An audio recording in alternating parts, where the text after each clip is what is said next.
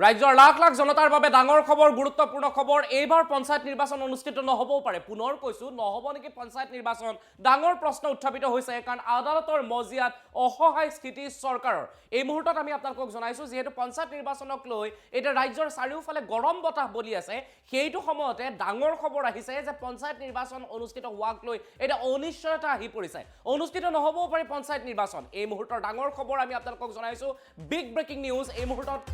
এই ডাঙৰ খবৰটোৱে সমগ্ৰ ৰাজ্যত খলকনিৰ সৃষ্টি কৰিছে পঞ্চায়ত নিৰ্বাচনক লৈ অনিশ্চয়তা দেখিবলৈ পোৱা গৈছে পঞ্চায়ত নিৰ্বাচনক লৈ অসহায় স্থিতি চৰকাৰৰ বৰ্তমানৰ চৰকাৰৰ স্থিতি অসহায়ৰে ভৰি পৰিছে পঞ্চায়ত নিৰ্বাচন স্থগিত ৰাখিব লাগে বুলি নিৰ্দেশ দিছিল উচ্চ ন্যায়ালয়ে এই নিৰ্দেশ পুনৰ বিবেচনা কৰিবলৈ উচ্চ ন্যায়ালয়ত আবেদন কৰিছে চৰকাৰে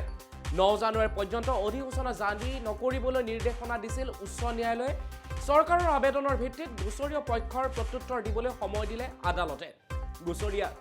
পক্ষই 6 জানুৱাৰীৰ ভিতৰত দিব লাগিব উত্তৰ ডাঙৰ খবৰ আমি জনাই আছো আদালতৰ নিৰ্দেশৰ পিছতো মুখ্যমন্ত্ৰীয়ে নিৰ্দিষ্ট সময়ত নিৰ্বাচন হ'ব বুলি কৰিছিল মন্তব্য পঞ্চায়ত নিৰ্বাচনক লৈ আদালতৰ মজিয়াত অসহায় স্থিতি বৰ্তমানৰ চৰকাৰৰ গোচৰ নথকা পঞ্চায়তসমূহত নিৰ্বাচন অনুষ্ঠিত কৰিবলৈ আবেদন জনালে চৰকাৰী পক্ষই পঞ্চায়তৰ পুনৰ নিৰ্ধাৰণৰ পিছতে সৃষ্টি হৈছিল আখুৱা আৰু তাৰ পিছতে এতিয়া অনিশ্চয়তা আখুৱা নিৰ্মূল নোহোৱা পৰ্যন্ত পঞ্চায়ত নিৰ্বাচন স্থগিত ৰখাৰ বাবে জনাইছে আবেদন পঞ্চায়ত নিৰ্বাচনক লৈ অনিশ্চয়তা স্পষ্ট হৈ পৰিছে কেতিয়া পঞ্চায়ত নিৰ্বাচন অনুষ্ঠিত হ'ব সেইলৈ অনিশ্চয়তা পঞ্চায়ত নিৰ্বাচনক লৈ অসহায় স্থিতি চৰকাৰৰ পঞ্চায়ত নিৰ্বাচন স্থগিত ৰাখিবৰ বাবে লাগে বুলি নিৰ্দেশ দিছিল উচ্চ ন্যায়ালয়ে এই নিৰ্দেশৰ পুনৰ বিবেচনা কৰিবলৈ উচ্চ ন্যায়ালয়ত আবেদন কৰিছে চৰকাৰে 9 জানুৱাৰী পৰ্যন্ত অধিসূচনা জাৰি নকৰিবলৈ নিৰ্দেশ দিছিল উচ্চ ন্যায়ালয়ে চৰকাৰৰ আবেদনৰ ভিত্তিত গোচৰীয় পক্ষক প্ৰত্যুত্তৰ দিবলৈ সময় দিলে আদালতে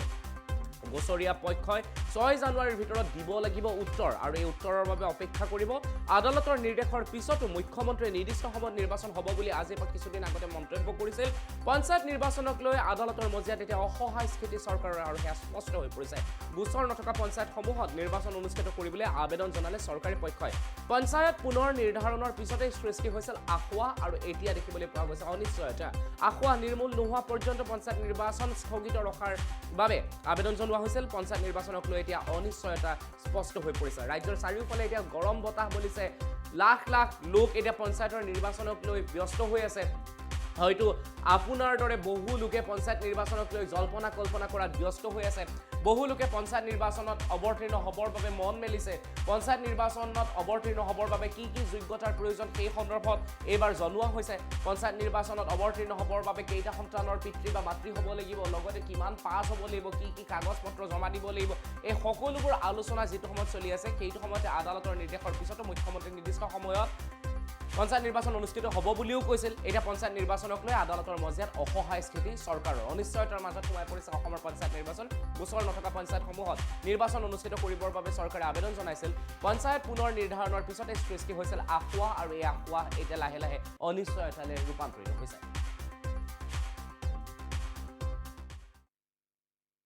আপোনালোকে জানে যোৱা 17 তাৰিখ মহামান্য উচ্চ ন্যায়ালয়ে পঞ্চায়ত ডিলিমিটেশ্যন কেছৰ ক্ষেত্ৰত এটা অৰ্ডাৰ দিছিলে যে অহা 9 তাৰিখলৈকে আসাম গভৰ্ণমেণ্টে ইলেকশ্যন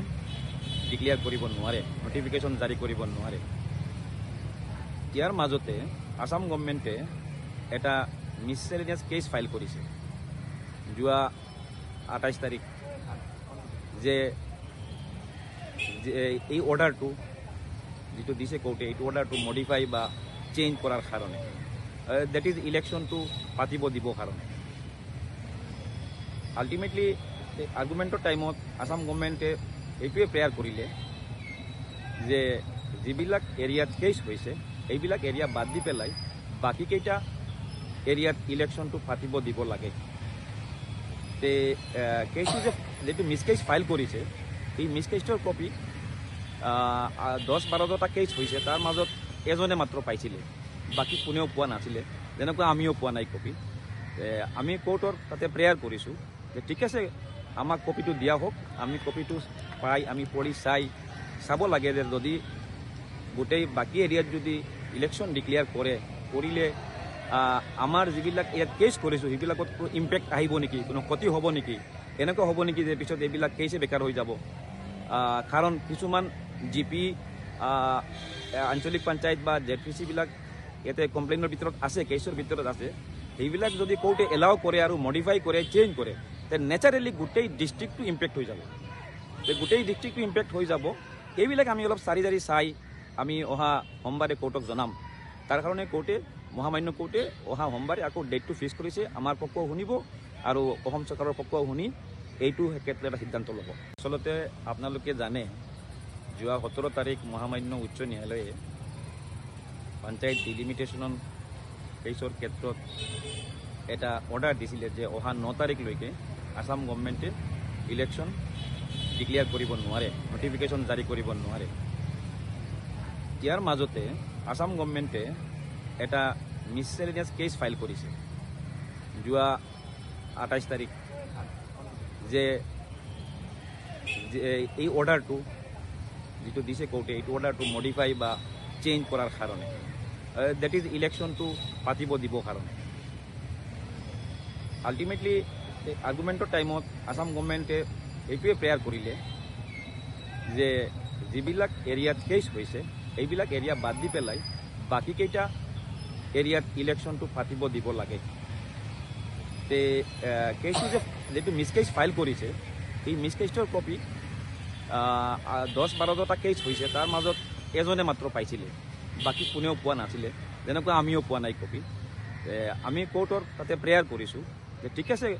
আমাক কপিটো দিয়া হওক, আমি কপিটো পাই আমি পঢ়ি চাব লাগে যে যদি গোটেই বাকী এৰিয়াত যদি ইলেকশ্যন ডিক্লেয়াৰ কৰিলে আমাৰ যিবিলাক ইয়াত কেছ কৰিছোঁ সেইবিলাকত ইম্পেক্ট আহিব নেকি, কোনো ক্ষতি হ'ব নেকি, এনেকুৱা হ'ব নেকি যে পিছত এইবিলাক কেছে বেকাৰ হৈ যাব। কাৰণ কিছুমান GP, আঞ্চলিক পঞ্চায়ত বা ZPC-বিলাক ইয়াতে কমপ্লেইনৰ ভিতৰত আছে, কেছৰ ভিতৰত আছে, সেইবিলাক যদি কোৰ্টে এলাও কৰে আৰু মডিফাই কৰে, চেঞ্জ কৰে, তে নেচাৰেলি গোটেই ডিষ্ট্ৰিক্টটো ইম্পেক্ট হৈ যাব। গোটেই ডিষ্ট্ৰিক্টটো ইম্পেক্ট হৈ যাব। সেইবিলাক আমি অলপ চাৰি চাই আমি অহা সোমবাৰে কোৰ্টক জনাম। তাৰ কাৰণে কোৰ্টে, মহামান্য কোৰ্টে অহা সোমবাৰে আকৌ ডেটটো ফিক্স কৰিছে। আমাৰ পক্ষও শুনিব আৰু অসম চৰকাৰৰ পক্ষও শুনি